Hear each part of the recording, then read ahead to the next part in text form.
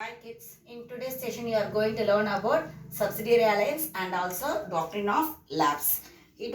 Subsidiary alliance, it was introduced by Lord Wellesley to bring the princely states under the control of the British.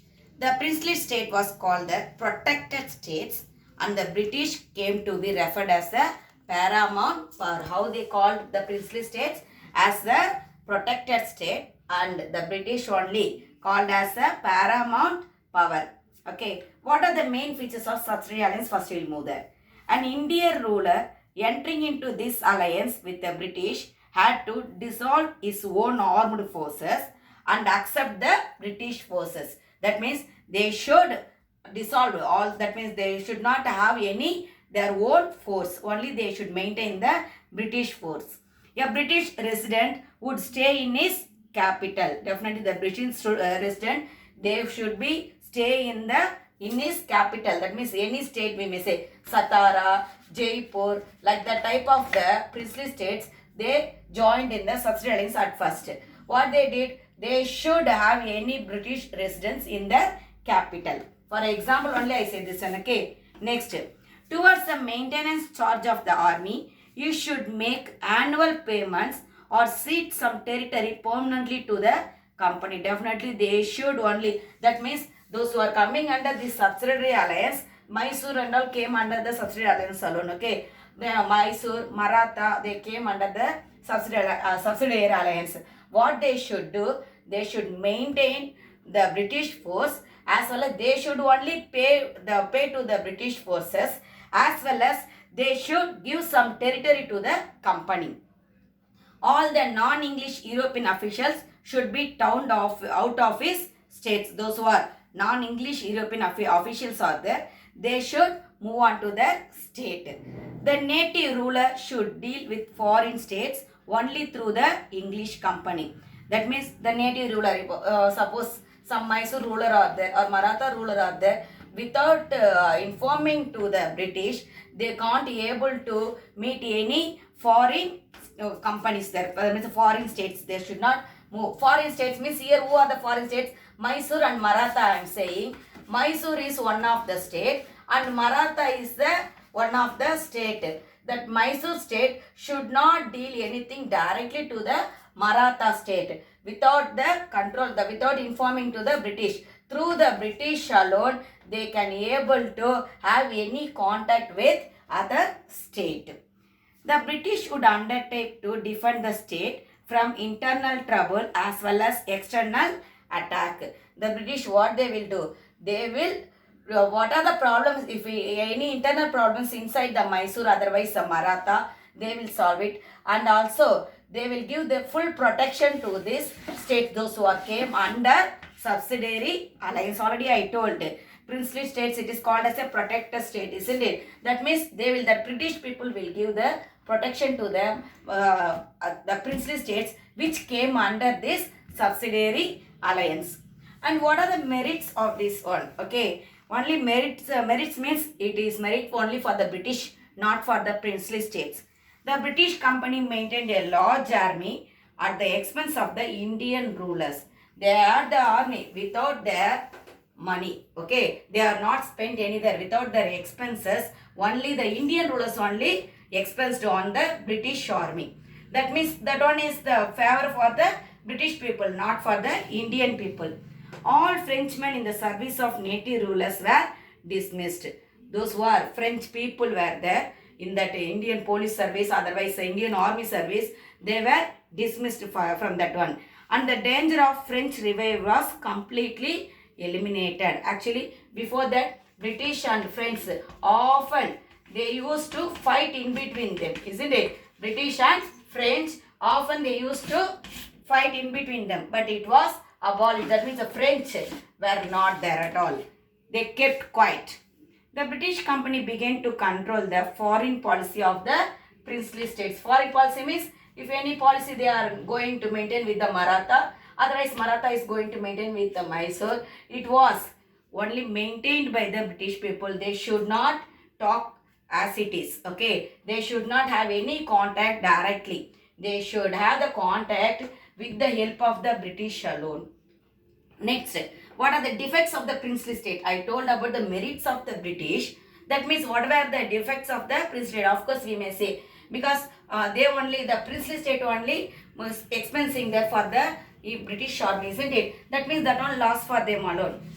And next, what we say, they neglected their duty. The British army, what they did, they are not did their duty properly. They neglected their duty, and also they exploited. They exploited the things what were there in the that princely states.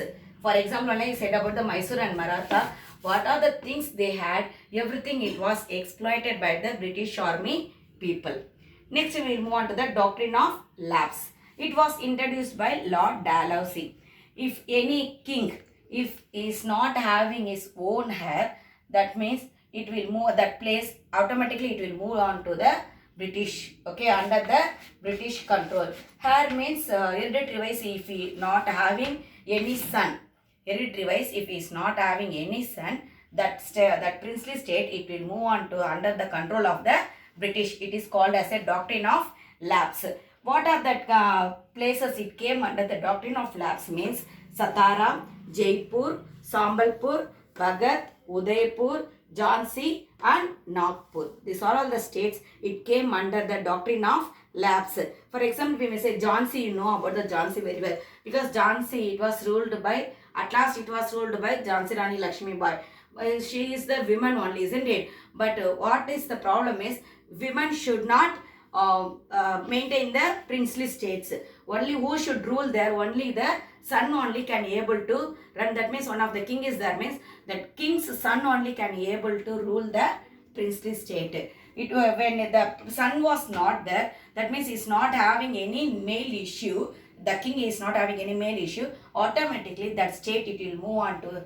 That means it will come under the control of the British. It will come under the control of the British. Who introduced, I told, the doctrine of lapse? It was introduced by Lord Dalhousie. Okay, it was the root cause for the Great Revolt of 1857. Subsidy allowance also, it is one of the cause alone for the revolt of 1857. But it is the root cause for the revolt of 1857, which became as the first fight of the national freedom. We are saying that one as the national first war of the national movement. We are saying that one, okay, like that only it happened, that Great Revolt of 1857. For that one, which became as a root cause means doctrine of lapse. Okay, what were factors for the success of the British? I will say that great naval power. They had the great naval power. Development of textile. They developed the textile industries. Scientific divisions of labor.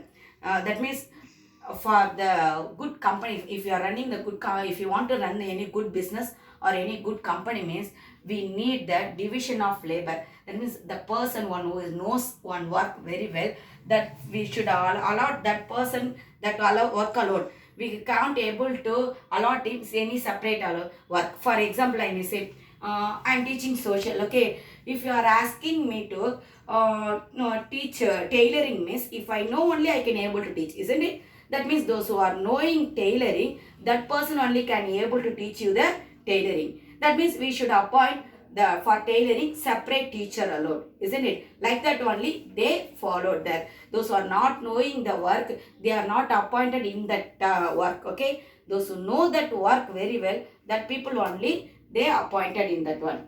Economic prosperity. They had the economic prosperity as well as skillful diplomacy of the British. Skillful. They had the skillful diplomacy. How to rule the people. They know very well. Feeling of insecurity among the Indian merchants. Indian merchants, they felt that they are not having any security there when British entered to trade in India. The inequality and ignorance of the Indian kings. Indian kings, they are not at all treated everyone as equally. First of all, these British people, how they became as a paramount power means only because due to the internal affairs between Indian rulers. Okay, Indian rulers, in between them, they fought to expand their kingdom. They want to become as a paramount power in the Indian society. For that purpose, they in between them they often wage a war. Okay, this one plus point for whom? Only for the English people, because when we two both of us we are fighting, the third person easily will enter into that place, isn't it or not? If you are having any banana, if only one banana is there, both of you two members, if you are fighting for that banana, the third member he will enter there and he will take that one, isn't it? That is the real thing. Same like that only it happened in India also. When the internal princely states in India, they fought in between them, it was very easy to for the British people to capture the kingdom, that means in Indian kingdom, as well as expand their rule in the India.